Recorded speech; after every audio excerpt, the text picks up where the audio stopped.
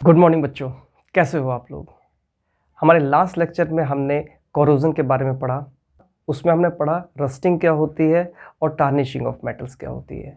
Rusting में हमने देखा रस्टिंग ऑफ आयरन, और टार्निशिंग में टार्निशिंग ऑफ सिल्वर और कॉपर के बारे में हमने पढ़ा। इस लेक्चर में हम करने जा रहे हैं रेंसिडिटी। रेंसिडिटी हमारे आसपास के इन्वायरमेंट में जो खाने पीने की चीज़ होती है वो कैसे सड़ती है, उनके सड़ने का कारण, उनके खराब होने के कारण, स्पॉइल होने का क्या रीज़न होता है। ठीक है, ये चीज़ हम देखेंगे। तो मैं आपका दोस्त सुशील सैनी और ये है आपका अपना चैनल साइंस दर्शन।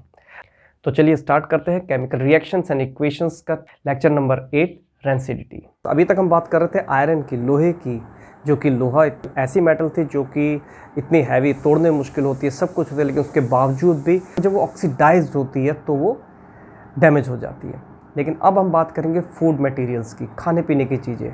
हमारे आसपास में आपने देखा होगा ब्रेड हुई या फिर रोटी है, खाने की चीज़ है, और कुछ भी कुछ टाइम तक अगर हम ऐसे ही छोड़ दें उसे, फ्रीज़र में ना रखे ऐसे ही छोड़ देते हैं, तो कुछ टाइम बाद आपने देखा उसमें फंगस वगैरह लग जाता है, फफूंदी जिसे कहते हैं, ग्रीन कलर की फफूंदी टाइप की लग जाती है, और वो धीरे धीरे खाना सड़ना शुरू हो जाता है। या फिर गार्बेज, कूड़े वगैरह में भी खाने की चीज़ें हम फेंक देते हैं तो कुछ टाइम के बाद वो सड़ने लगती है। ये सड़ना कहलाता है रेंसिडिटी। और ये होता क्यों है? ऑक्सीडेशन के कारण जो फूड है वो ऑक्सीडाइज्ड हो जाता है और खाना सड़ना स्टार्ट हो जाता है। इस चीज़ को हम कहते हैं rancidity.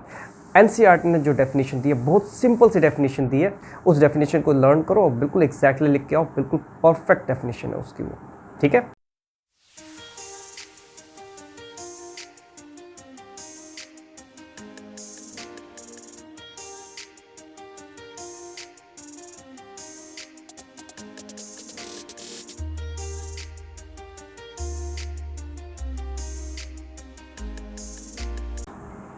when fats and oils are oxidized, they become rancid and their taste and smell change.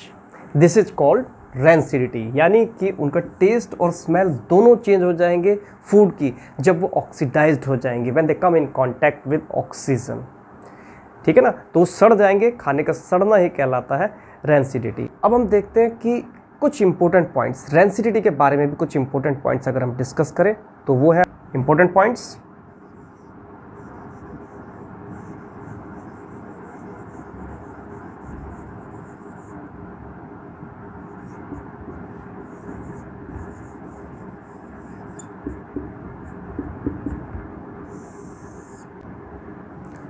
तो इसके इंपॉर्टेंट पॉइंट्स अगर हम देखें तो पहला पॉइंट है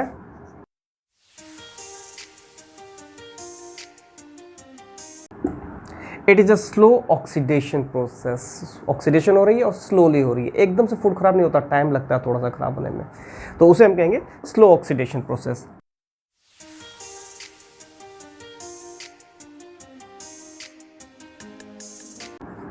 सच substances are volatile in nature. Volatile वो होते हैं जो कि टाइम के साथ में भाप बन के उड़ जाते हैं या फिर जो कि वेपराइज हो जाते हैं। ठीक है, वो हमारे वोलेटाइल सब्सटेंसेस होते हैं। एंड नंबर 3,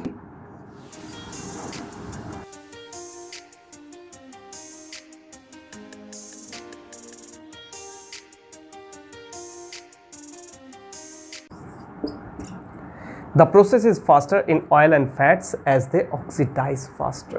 क्योंकि जल्दी से ऑक्सीडाइज होते हैं तो इसीलिए वो जल्दी से ही रेंसिड हो जाते हैं। ठीक है, and number 4th final last हमारा पॉइंट है the micro organisms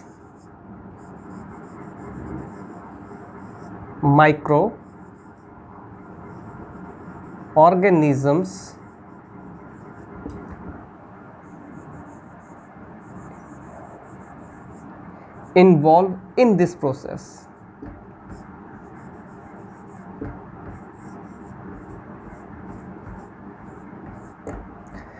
the micro organisms involve in this process. Micro organisms की प्रेजेंस में होगा। खाना अगर सड़ेगा तो उसके लिए कुछ ना कुछ माइक्रो ऑर्गेनिज्म जरूर होंगे, जैसे बैक्टीरिया, फंगस वगैरह, ये सब चीज़ें खाने को ख़राब करते हैं। तो ये थे हमारे इंपॉर्टेंट पॉइंट्स रेंसिडिटी के बारे में। हमने देखा कि रेंसिडिटी एक्चुअली हो रही है तो क्यों हो रही है, क्या क्या कंडीशंस उसके लिए ज़रूरी है और किस तरह की चीज़ों में रेंसिडिटी जल्दी होती है। ठीक है, अब हम देखेंगे हम इसको किस तरीके से कंट्रोल कर सकते हैं। रेंसिडिटी को कंट्रोल करना ज़रूरी है ताकि हम अपने खाने को बचा सकें, फूड प्रोडक्ट्स को। तो सिंपल सी बात है, फूड प्रोडक्ट्स को बचाने के लिए हम कुछ ना कुछ मेजर्स जरूर लेंगे। Preventions,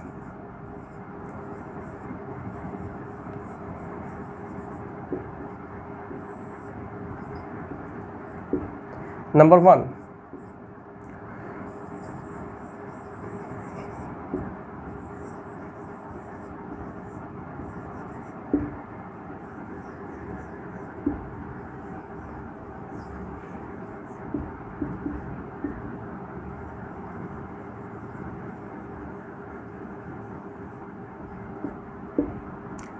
store food in air tight containers. Air tight container में अगर फूड आप रख रहे हैं तो उसके साथ में ऑक्सीजन या फिर मॉइस्चर उसके कांटेक्ट में नहीं आएगा और फूड हमारा बचा रहेगा। एंड नंबर 2,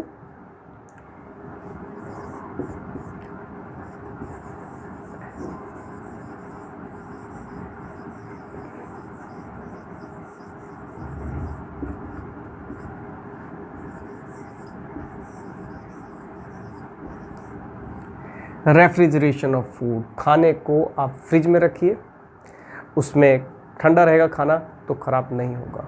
हमेशा खाना जल्दी ख़राब जब होता है हॉट अगर फूड होगा तो, यानी कि उसमें अगर गर्मी इन्वॉल्व होगी तो आसपास की। ठीक है। नंबर 3,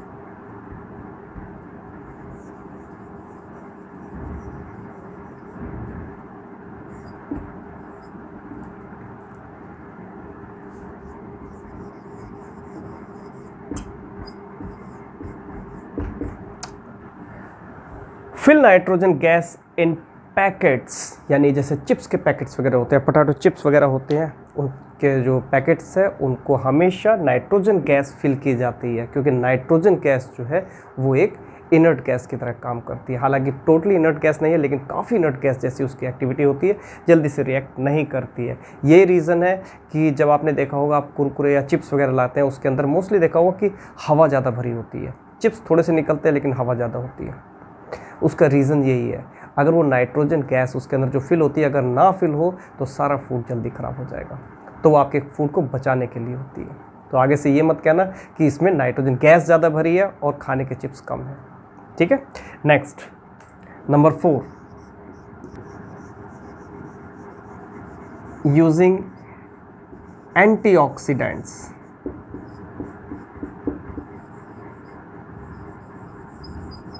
एंटीऑक्सीडेंट्स जैसे कि विनेगर, सिरका, लाइक विनेगर, सॉल्ट भी यूज़ किया जाता है, नमक भी इस काम के लिए। एंटीऑक्सीडेंट्स मोस्टली इसीलिए होते हैं कि ऑक्सीजन से बचाने के लिए। जैसे कि सिरका है, खाने के जब हम अचार वगैरह डालते हैं तो सिरका यूज़ करते हैं उसके लिए। सॉल्ट, बहुत सारी चीज़ें ऐसी हैं, जैसे मीट वगैरह होता है जो लोग फ्रेश खाते हैं तो मीट को बचाने के लिए उसमें नमक लगा के रखा जाता है। तो ये सब चीज़ें होती हैं जो फूड को प्रिवेंट करती हैं, बचाती है रेंसिडिटी से। इसके अलावा फाइनल पॉइंट जो हमारा एक आता है, एक वो जो मोस्ट इंपॉर्टेंट एक चीज़ और भी है कि आप खाने को हमेशा सनलाइट से बचा के रखें। Keep away from